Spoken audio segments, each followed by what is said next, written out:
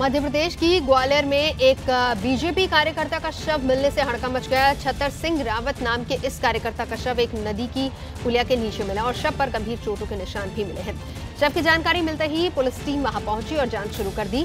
Police ने अभी इस मामले में निश्चित तौर पर कुछ भी नहीं बताया है। छतर सिंह रावत के भाई नरेंद्र सिंह रावत और बीजेपी के नेता और पूर्व सरपंच हैं। राज्य में मंदसौर और बड़वानी में बीजेपी नेताओं की हत्या से पहले ही सियासी पारा चढ़ा हुआ है। हाल ही में मंदसौर और बड़वानी में बीजेपी नेताओं की हत्या के बाद अब ग्वालियर में बीजेपी कार्यकर्ता की हत्या होने पर पार्टी ने नाराजगी जताते हुए राज्य सरकार पर हमला बोला है, जिस पर राज्य सरकार ने भी पलटवार किया। जो लोग अपराधी हैं, वो चाहे जो हो, उसके खिलाफ कानून अपना काम करेगा। भारतीय जनता पार्टी के परिवार के लोग और खासकर पूर्व मुख्यमंत्री जी, मेरा उनसे अनुरोध है कि आप इतने विचलित क्यों हैं, परेशान क्यों हैं। ये समझ नहीं आता कि आप जब अपराध को विचार में कैसे बांट सकते हैं। लंदन में अमेरिकी हैकर के दावे को चुनाव आयोग ने खारिज कर दिया।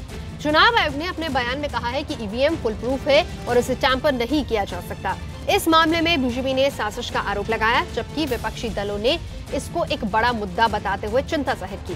कांग्रेस ने 50% वीवीपैट की जांच करने की मांग की है।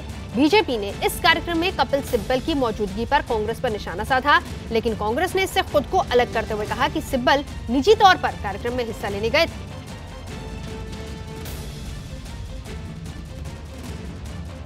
और ईवीएम पर चुनाव आयोग ने बयान जारी करते हुए कहा है कि लंदन में आयोजित एक कार्यक्रम में दावा किया गया कि ईवीएम से छेड़छाड़ की जा सकती है। चुनाव आयोग अपने दावे पर कायम है कि भारत में इस्तेमाल होने वाली ईवीएम फुल प्रूफ है।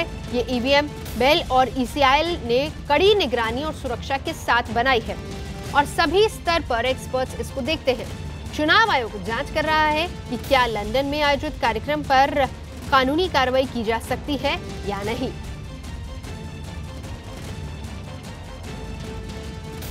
ईवीएम जो है वो अपने विश्वसनीयता के कसौटी पर हर बार खरी उतरी है। अभी जो है वो 3 राज्यों के चुनाव हुए जिसमें कि कांग्रेस पार्टी जीती है, इसी ईवीएम के जरिए जीती है।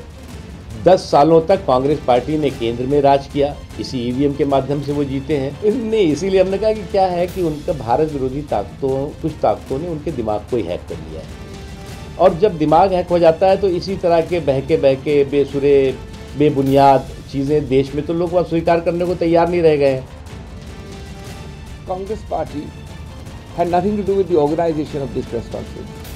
Obviously, the Congress party does not know any of these principal actors and has no role to play. Obviously, Mr. Sibbal has himself so clarified. All that happened was that Mr. Ashish Ray, who is part of the Association of Journalists, invited him. लोकप्रिय प्रधानमंत्री श्री प्रवीण जगन्नाथ जी का इस अवसर पर हृदय से स्वागत करता हूं, अभिनंदन करता हूं। यह आयोजन हम सब के लिए अनेक प्रकार से महत्वपूर्ण है और संभवतः पहला उत्तर प्रदेश का पहला प्रवासी भारतीय दिवस है कि जो उत्तर प्रदेश के अंदर आयोजित हो रहा है। लेकिन इस प्रवासी भारतीय दिवस के माध्यम से जहां हमें काशी और बदलती हुई काशी भगवान विश्वनाथ के मंदिर में दर्शन करने का सौभाग्य आप सबको प्राप्त हुआ होगा। आज से 5 वर्ष पहले जो लोग भगवान काशी विश्वनाथ के मंदिर में, काशी के घाटों में, काशी की सड़कों में, काशी के मंदिरों में, गंगा में नौकायन करते समय जिन्होंने काशी का अवलोकन किया होगा, विगत 4.5 वर्ष के अंदर काशी की पुरातन काया को बनाए रखते हुए आधुनिकता के साथ उसे कैसे आगे बढ़ाया जाए, उन्हें स्पष्ट महसूस हो रहा होगा काशी के इस बदलते हुए स्वरूप को, जो अपनी परंपरा और अपनी संस्कृति को बनाए रखते हुए भी विकास की आधुनिक दौड़ में आगे बढ़ सकती है।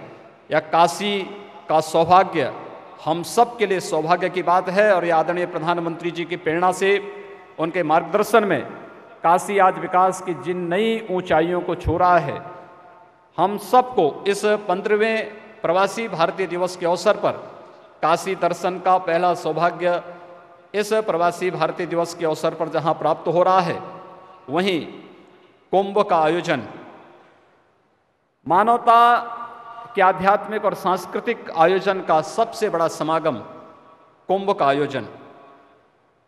कुंभ का आयोजन होना है और इस आयोजन को किस रूप में किया जाना है, आदरणीय प्रधानमंत्री जी का जो मार्गदर्शन प्राप्त हुआ, हजारों वर्षों की इस विरासत को वैश्विक मान्यता मिले, यूनेस्को ने अमूर्त सांस्कृतिक धरोहर के रूप में कुंभ को पहली बार मान्यता दी, आदरणीय प्रधानमंत्री जी की प्रेरणा से।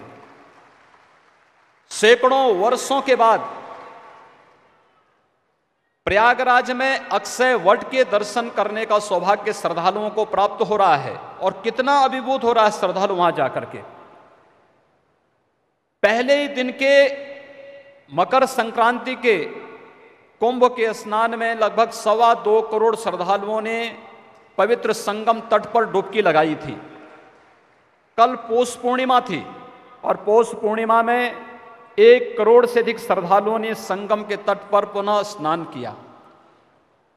अभी 4 नए अन्य स्नान हैं और हम सबका ये मानना है कि कुंभ के इस पूरे आयोजन में 15 करोड़ से अधिक श्रद्धालु जहां अपनी आस्था की डुबकी प्रयागराज की धरती पर कुंभ के इस आयोजन में लगाएंगे, वहीं साथ ही साथ कुंभ एक वैश्विक मान्यता के रूप में दुनिया के सामने भारतीय परंपरा और संस्कृति का डंका बजाते हुए आगे बढ़ सके। आदरणीय प्रधानमंत्री जी के मार्गदर्शन में जो योजनाएं और जो कार्यक्रम प्रयागराज की धरती पर प्रारंभ हुए, आज वहां पर हर एक व्यक्ति आकर के इसको देखता है।